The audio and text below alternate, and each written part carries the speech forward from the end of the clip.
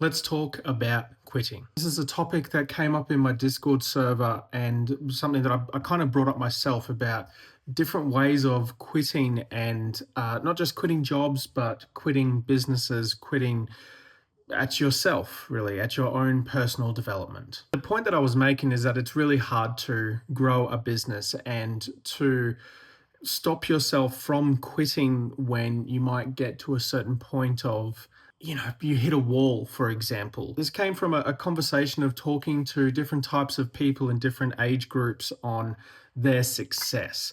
And I'll make all of this make sense in a second. If you're running your own business, would you ever think at the start that you're going to quit that business? Probably not, no.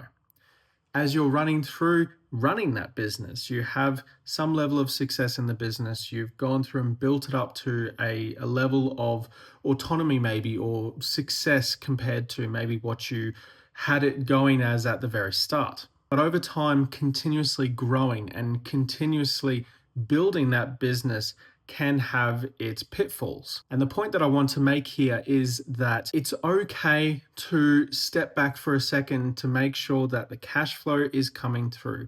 If that's in your own business, to step back from your own business to take on some consulting, or if your business is consulting and you're not getting enough clients, it's okay to take a contract for a job to keep the bills paid, to get the money in. There's instances where in the past, when I first started my consulting business, I was doing a lot of other things to make money. And I think a lot of people don't realize the struggle there, but I don't like to talk about it because it's not something I'm extremely proud of, but it was necessary at the time.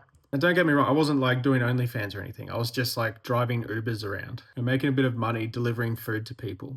But that's stuff that I did to keep my business dream alive. And I'm glad I did it now. Now I am proud. But at the time when I was doing it, I felt pretty bad for doing those things to make a bit of extra money. There's a guy I met who I talk to all the time now, and we have a really similar sort of pathway of business that we've done over the years in different areas. And we were both charging, like recharging scooters overnight so that we could put them out early morning back out onto the street so people could ride their electric scooters to work.